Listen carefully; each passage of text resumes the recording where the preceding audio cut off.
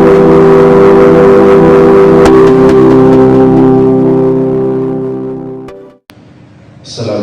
warahmatullahi wabarakatuh.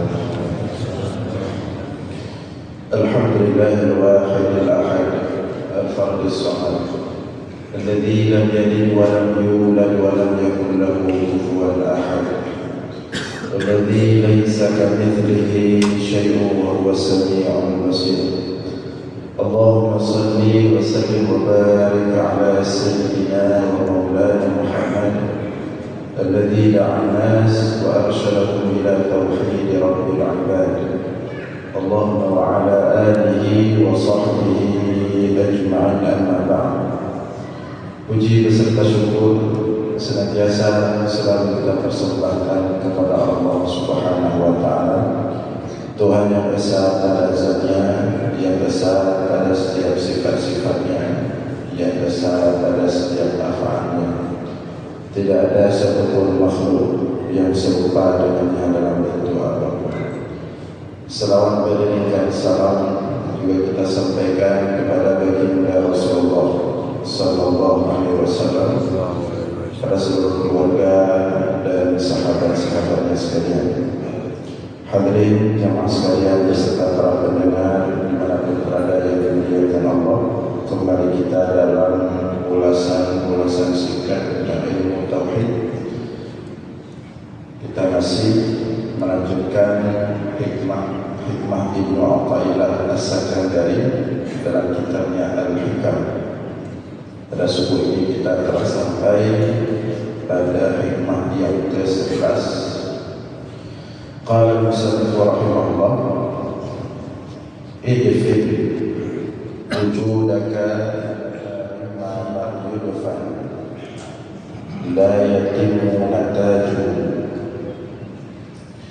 Idfir wujudaka fi ardil khubur. Kuburlah wujudmu atau eksistensimu fi ardil khubur, di tempat ketiadaan, di bumi ketiadaan atau di tempat ketiadaan.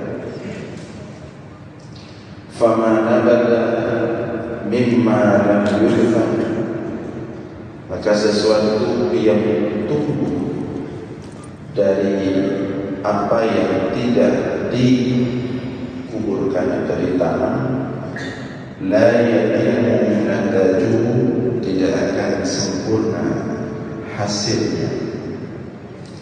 Kita ulangi, idfin wujudaka fil ardil khumul, kuburkan wujudmu di tempat ketiadaan. Fama nabata mimma lam yurfan, karena sesuatu yang tumbuh dari sesuatu yang tanpa ditanam atau dikubur, la yatimu natajuhu, tidak akan hasilnya.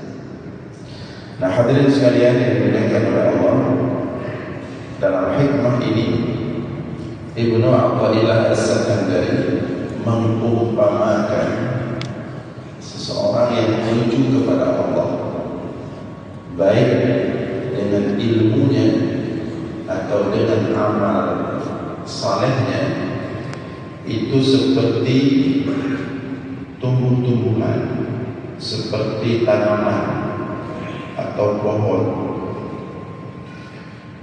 di mana pohon yang ketika ditanam membutuhkan penanaman yang dalam, ya, harus dikuburkan agak dalam.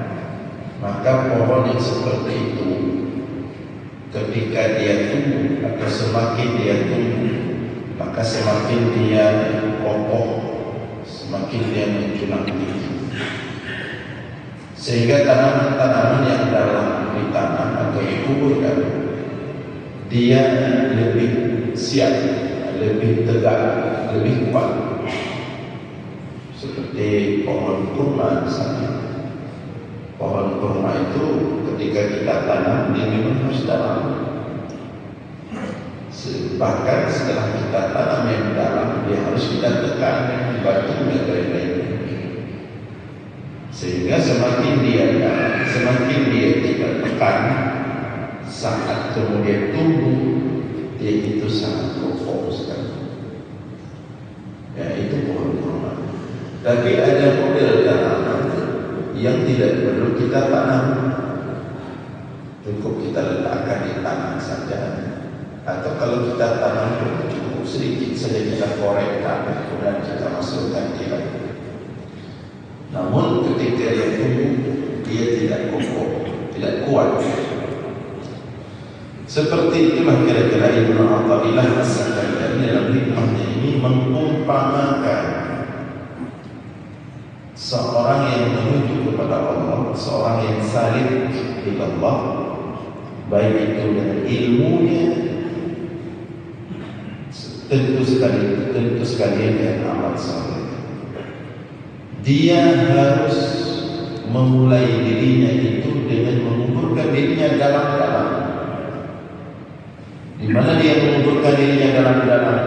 Di tempat ketiadaan. Apa maksud tempat ketiadaan ini? Artinya dia harus terlebih dahulu tidak dikenal oleh siapapun, ya, tidak diketahui oleh siapapun, tidak populer, menghilangkan dalam dirinya rasa ingin atau suka popularitas, hilangkan diri. Nah, semakin dia menghilangkan dirinya, semakin dia meniadakan dirinya dari popularitas, dari dikenal oleh manusia, maka biasanya hasilnya itu lebih bagus, hasilnya itu lebih matang dibandingkan ada orang-orang yang baru belajar ilmu agama setahun, 2 tahun, 3 tahun, 4 tahun, kemudian sudah ingin muncul, sudah ingin tampil, baru-baru hijrah, baru-baru semangat beribadah, baru-baru semangat beramal, tapi terlalu dingin, kemudian ingin cepat-cepat nampak, ingin cepat-cepat dikenal oleh orang. Maka yang seperti ini tidak ada ilmu dan ilmu. Ini belum matang sebenarnya, tapi dia terlalu memaksakan. Nah, sebenarnya Ibnu Athaillah As-Sakandari dalam mengumpamakan hamba Allah ini dengan tanaman, dengan pohon, beliau mengambil contoh daripada cara Allah dalam Al-Quran. Allah berfirman dalam Al-Quran, "Alam tara kaifa daraballahu mathalan kalimatan thayyibah kasyajaratin thayyibatin asluha thabit wa far'uha fis sama' tu'ti ukulaha kulla hin bi'idzni rabbiha wa yadribu Allahu al-amthala lin-nas la'allahum yatadhakkarun." Tidakkah engkau melihat bagaimana Allah memberikan contoh, menampakkan perumpamaan kalimat thayyibah, kalimat la ilaha illallah, kasyajaratin thayyibatin, kalimat tersebut ibarat pohon thayyibah yang bagus, yang baik, yang kuat, asluha thabit, akarnya itu sangat kuat di dalam tanah, kokoh, wa far'uha fis sama', sehingga ketika dia tumbuh, dia mampu tumbuh menjulang ke langit karena kokoh di bawah. Maka sebenarnya orang alim, orang saleh, semakin dia menguburkan dirinya dari popularitas, dari viral, semakin Allah angkat derajatnya semakin tinggi, menjulang ke langit.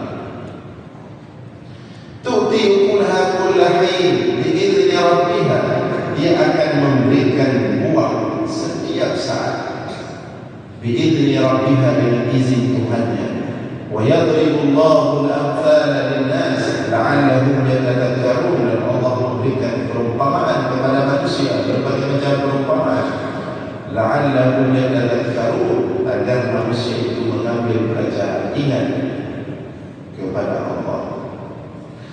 Nah, jadi cara Ibnu Athaillah As-Sakandari mengumpamakan orang yang menuju kepada Allah dengan tanaman, dengan pohon, itu sama seperti cara Allah. Jadi Ibnu Athaillah mengikuti cara Al-Quran. Cara Allah mengumpamakan kalimat thayyibah dengan pohon yang kokoh.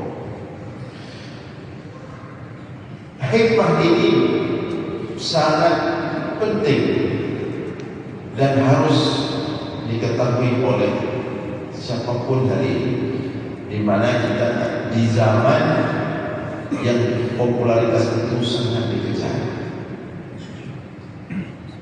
Orang suka tampil, orang suka muncul sekali, orang suka viral, suka terkenal, hubbus syuhrah, suka populer. Dan suka populer, suka viral, suka terkenal ini bahkan bukan hanya pada orang-orang yang mungkin sudah punya kapasitas. Yang tidak punya kapasitas malah lebih banyak hari ini. Dengan dunia teknologi yang sangat membantu, maka nafsu syuhrah ini, suka muncul, suka tampil yang ada pada setiap manusia, semakin subur. Baik itu yang punya kapasitas, bahkan banyak yang tidak punya kapasitas, sehingga terjadilah hal-hal yang tidak kita inginkan. Dalam Islam, seperti dikemukakan oleh Ibnu Athaillah dalam hikmahnya ini, jangankan orang yang tidak punya kapasitas, yang tidak punya kemampuan, orang yang punya kapasitas, orang yang punya kemampuan, kuburkan dirimu, kuburkan dirimu fi ardhil khumul, kuburkan dulu dirimu. Dan makna kuburkan dirimu ini bahkan bukan hanya tidak suka populer, bukan hanya tidak suka muncul, tidak suka terkenal. Dalam kitab Iqradul Himam Syarah Al-Hikam bahkan disebutkan melakukan hal-hal yang membuat dirimu jelek dalam pandangan manusia. Artinya kalau dalam kitab Iqradul Himam, artinya kalau sekedar kita agak mau tampil, agak mau muncul, agak mau terkenal, itu masih biasa di dalam tasawuf, baru hebat sekali. Bahkan sudah disebutkan maksud infak di sini fi ardhil khumul, maksud kuburkan dirimu, lakukan hal-hal yang orang memandang jelek. Maka ada satu tahap di kalangan ulama-ulama sufi, dia tampil di depan manusia dengan pandangan yang jelek, dengan pakaian yang acak-acakan, dengan penampilan yang jelek, kemudian kutip-kutip sampah, kemudian berjalan di jalan-jalan di pinggir jalan, duduk di pinggir jalan, dan itu sengaja dilakukan. Kita tahu itu orang gila. Itu tahap namanya idfil wujudaka fi ardhil khumul, bikin orang umum. Sehingga kita kadang terkejut, bapak itu dulu tidak seperti itu, ustaz itu dulu tidak seperti itu, alim atau ilmu itu tidak seperti itu. Itu kekayaan. Kenapa begitu dia sekarang? Kenapa sayang ya? Komentar kita, padahal yang harus kita kasihani kita sendiri ya. Saya tidak kadang-kadang, padahal mereka sedang dalam proses menguburkan dirinya. Bukan hanya tidak suka populer, tapi menampilkan diri dipandang negatif, dipandang jelek oleh orang. Dan ini Melalui tahap inilah kemudian jadilah dia sebagai wali min awliyaillah, sebagai wali Allah.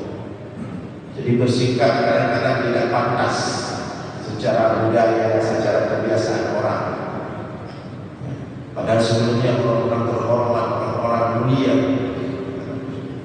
Jadi itu bahkan yang diinginkan oleh Ibnu Athaillah As-Sakandari dalam penjelasannya ini, kuburkan dirimu fi ardil khumul. Bukan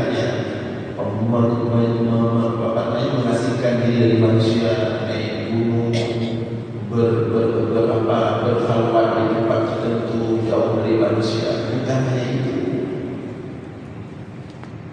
Bahkan Ibnu Ajibah menjelaskan dalam Iqadul Himam, kalau makna menguburkan diri itu hanya sekedar beruzlah, menjauhi manusia, itu sama juga mengarah ke popularitas juga, mengarah pengen dikenal juga.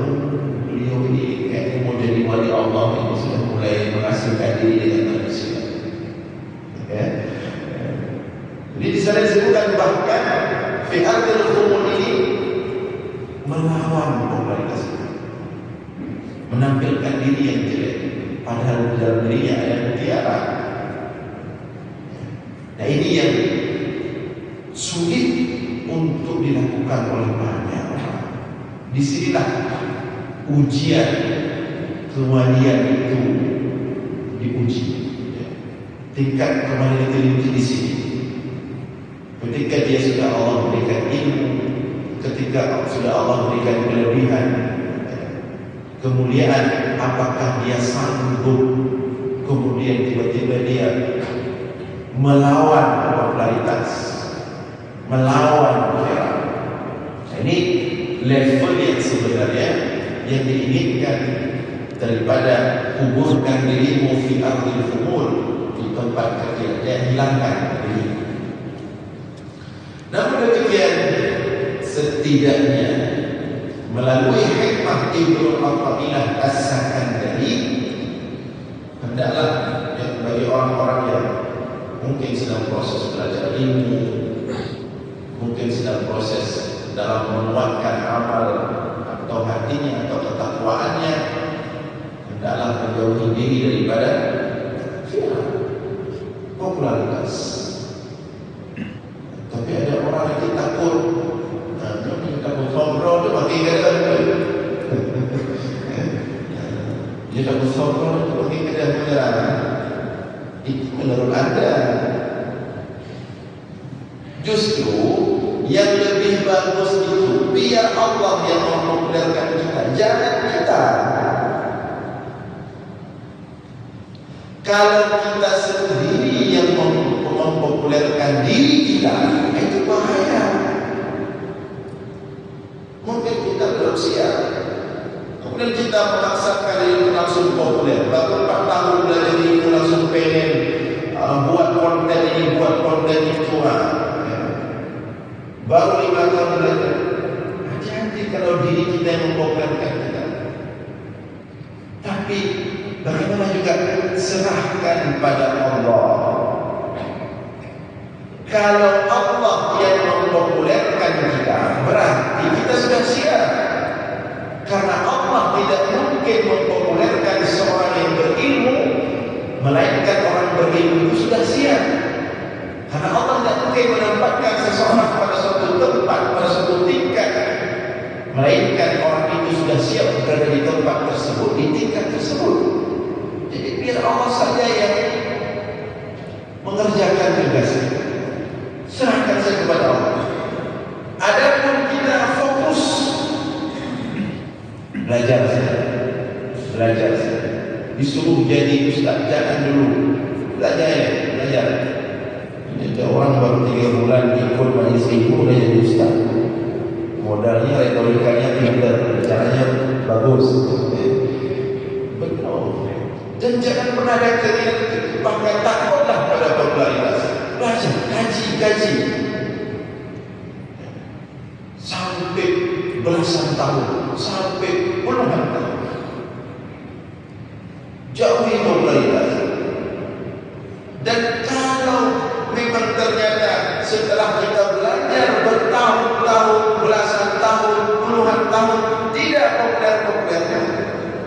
berarti Allah menyelamatkan kita.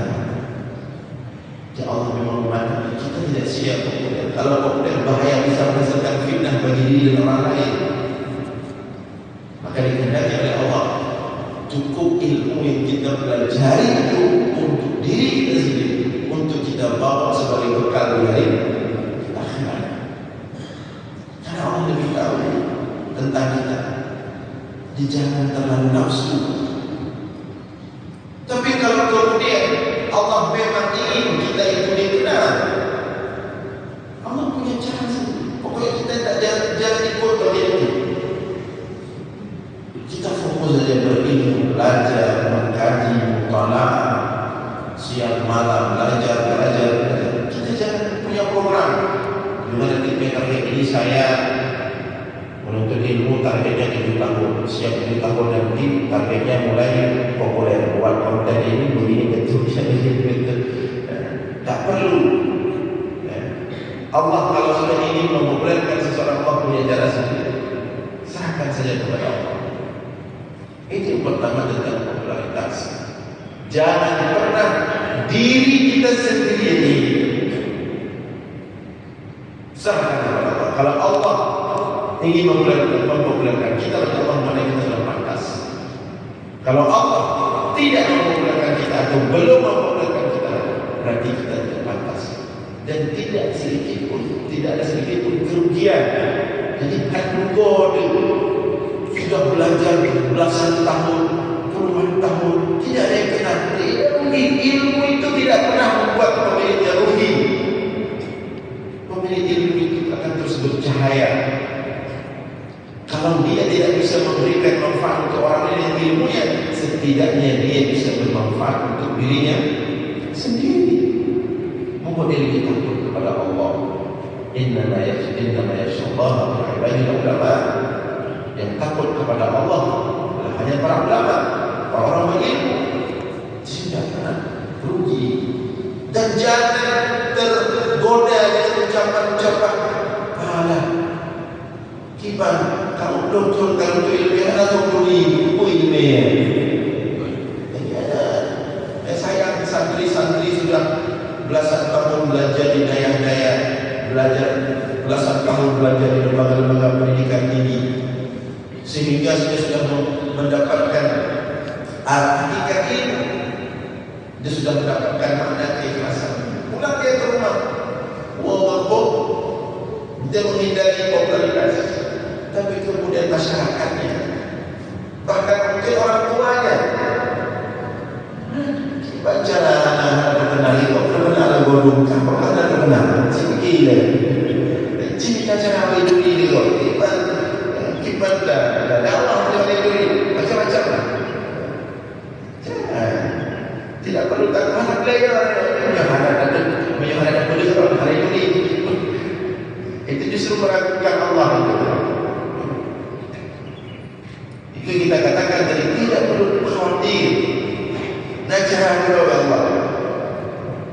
Jadi yang takutnya ada beliau yang pakai kadang ada saburi, anak hati dan ilmu yang ada tidak ada fungsi ijazah dan seterusnya.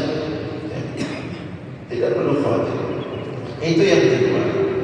Yang ketiga, Islam ini menginginkan kita itu fokus pada apa yang kita lakukan, khususnya dalam bidang ilmu. Ya, fokus saja apa yang dipelajari. Jangan belajar berdiri, untuk ilmu yang banyak-banyak. Fokus. Ya, fokus. Makanya ulama-ulama dulu menuntut ilmu itu minal mahdi ilal lahdi, dari ayunan sampai ke yang tidak sempat mereka pikir populer. Imam Syafi'i kapan sempat pikir populer? Tapi justru dia yang paling populer. 14 tahun Imam Syafi'i di Mekah berguru pada Muslim bin Khalid Az-Zinji, mufti Mekah. Apa kata Muslim bin Khalid Az-Zinji, guru sepuh Imam Syafi'i? 14 tahun Imam Syafi'i belajar pada Muslim bin Khalid Az-Zinji sampai Muslim bin Khalid Az-Zinji, Syekh Muslim bin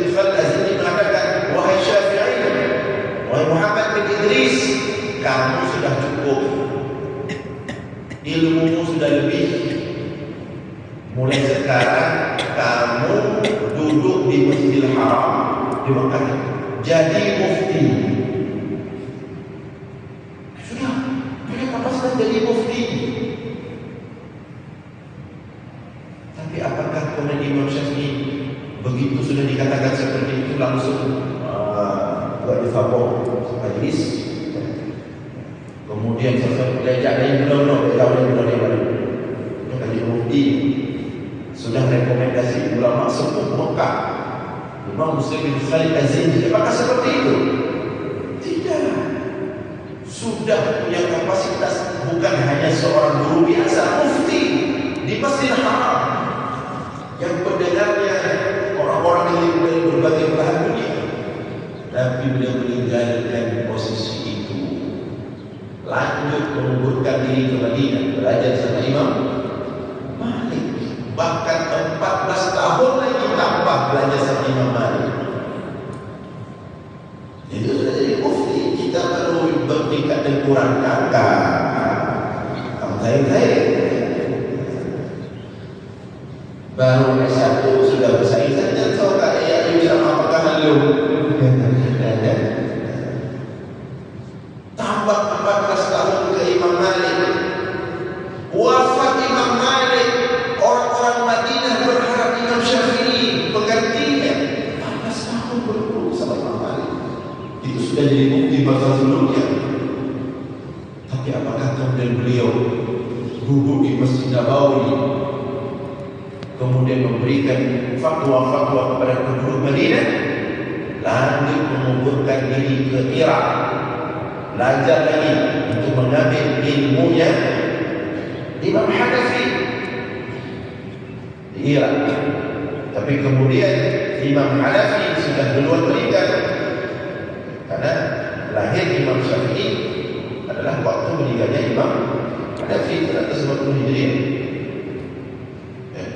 Maka kemudian Imam Syafi'i berangkat lagi mengundurkan diri ke Irak, belajar sama murid sepuh Imam Hanafi, yaitu Imam Muhammad bin Hasan Asy-Syaibani. Dan ketika Imam Syafi'i datang ke Irak berguru sama Imam Muhammad bin Hasan Asy-Syaibani, murid sepuh Imam Hanafi, beliau tidak memperkenalkan diri. Tidak datang ke situ, saya sudah pernah dinobatkan jadi mufti Mekah, saya sudah menjadi murid senior Imam Malik 14 tahun. Beliau duduk masuk datang ke Irak, tidak ada yang kenal. Duduk di majlis Imam Muhammad bin Hasan Asy-Syaibani yang orangnya itu ratusan ribu. Tidak dikenal bahwa di dalam majlis itu ada ulama besar namanya Muhammad bin Idris Asy-Syafi'i. Imam Muhammad bin Hasan Asy-Syaibani tidak tahu ada Imam Syafi'i itu. Dia bilang ikut yang belajar dari Imam Syafi'i. Dia panggil Imam Muhammad bin Hasan Asy-Syaibani. Sampai kemudian dalam diskusi antara murid-murid yang ikut majlis, nampak ini bukan sembarang orang. Allah yang punya cara. Ini bukan sembarang orang. Maka kemudian Imam Muhammad bin Hasan Asy-Syaibani memanggil secara khusus Imam Syafi'i, masih muda, diajak diskusi. Akhirnya dapat ternyata ini ulama besar, ini level mustahil. 2 tahun di Irak berhasil diambil semua ilmu Hanafi, ilmu Imam Hanafi. Apakah kemudian Imam Syafi'i kemudian membuat majelis besar? Beliau tidak punya target buat majelis besar, tapi Allah buat dari Imam Syafi'i. Dari Irak balik lagi ke Mekah, pulang balik jumpa ibunya. Dan sebenarnya Imam Syafi'i masih melanjutkan menguburkan dirinya untuk terus menuntut ilmu pada Imam Lais di Mesir. Tapi karena Imam Syafi'i harus pulang ke Mekah dulu, jumpa sama ibunya, kemudian Imam Lais meninggal di Mesir. Imam Lais itu setingkat dengan Imam Malik. Imam Malik di Madinah, Imam Lais di Mesir. Tapi Imam Syafi'i terus dari Mekah balik lagi sebentar ke Irak, dari Irak kemudian ke Mesir, dan wafat dalam proses penguburan diri. Tapi justru hari ini nama Imam Syafi'i sudah 1000 tahun lebih, sampai hari kiamat namanya menjulang di langit-langit. Tidak ada yang tidak kenal Imam Syafi'i. Itu contoh yang ingin, namanya bentuk yang diinginkan oleh Islam, yang diinginkan oleh Ibnu Athaillah As-Sakandari melalui hikmahnya ini. Demikian juga kalau kita melihat contoh-contoh lain di kalangan ulama-ulama tasawuf banyak sekali. Seperti Imam Abdul Qadir Al-Jailani di Baghdad. Dikirain dia orang cari-cari sedekah, duduk di pojok pasar, rupanya ulama besar. Imam, termasuk Imam Al-Ghazali. Imam Al-Ghazali juga seperti itu. Pernah populer karena Imam Al-Ghazali ilmunya luas, ulama besar, banyak kerana menjadi qadhi, mufti negara. Tapi kemudian Imam Al-Ghazali meninggalkan semua itu, ganti bajunya, pakai baju orang biasa dan ditutup kepalanya, tidak ada kata. Bawa air, bagi-bagi air ke orang di jalan, bantu-bantu orang tolak-tolak gerobak orang di jalan sambil tutup wajahnya. Jadi orang biasa, baju lusuh. Kemudian beliau hijrah, pergi ke ke Hijaz, ke Mekah, ke Madinah, kemudian dari Mekah Madinah ke Baitul Maqdis, ke Palestina. Di Baitul Maqdis, disitulah beliau kemudian dalam waktu belasan hari menghasilkan kitab yang paling fenomenal, namanya kitab Ihya Ulumuddin. Ihya Ulumuddin itu kitab yang fenomenal dalam dunia tasawuf, paling sepuh. Itu dihasilkan dari proses Imam Al-Ghazali menguburkan dirinya dari popularitas dan tinggalkan semuanya. Dan semenjak itu Imam Al-Ghazali mulai hilang dari peredaran popularitas, belum ditinggalkan semuanya. Tapi justru hari ini, sampai hari ini, kitab-kitab beliau, buku-buku beliau itu tidak ada yang bisa menggantikan. Terus dibaca di seluruh dunia Islam sampai hari ini. Jadi beliau itu menghadap beliau dan itu menurut kita.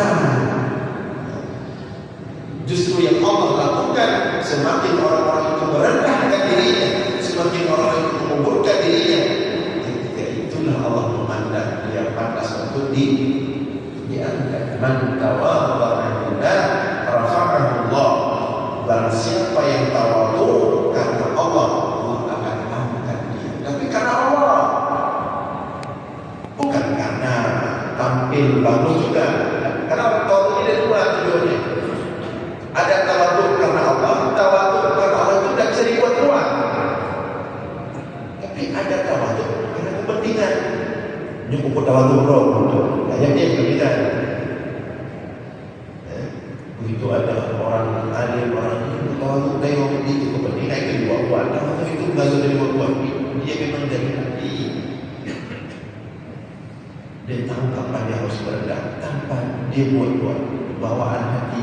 Hatinya sudah merendah, maka kemudian fisiknya juga merendah. Bukan sebaliknya, fisik merendah, tapi hati tidak sikap. Jadi tawadhu dapat ulama untuk menjadi foto aja, foto sungkem, cuma jalan foto aja, itu tawadhu dibuat-buat. Kemudian terakhir, Ardul Khumul ini juga menginginkan agar kita menjadi pakar dalam bidang tertentu.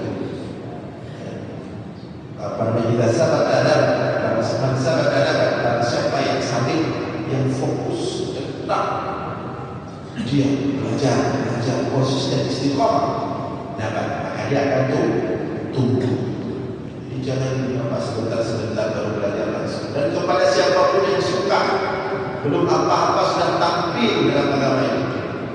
Ini perlu didengar hari ini, karena yang banyak fitnah hari ini, konflik antar kelompok, konflik antar guru ini dengan guru itu, ustaz ini dengan ustaz itu, jadi gara-gara belum matang. Yang ini belum gede, yang ini belum. Yang minum buruk ini, yang ini buruk ini karena tadi belum matang. Kalau sudah matang tidak lagi perlu itu. Kalau dia sudah matang, maka yang dia besarkan Allah, bukan dirinya. Tapi kalau dia masih membesarkan dirinya dengan ilmunya itu, berarti itu belum siap, belum waktunya dipetik, tapi dia memaksakan diri untuk dipetik.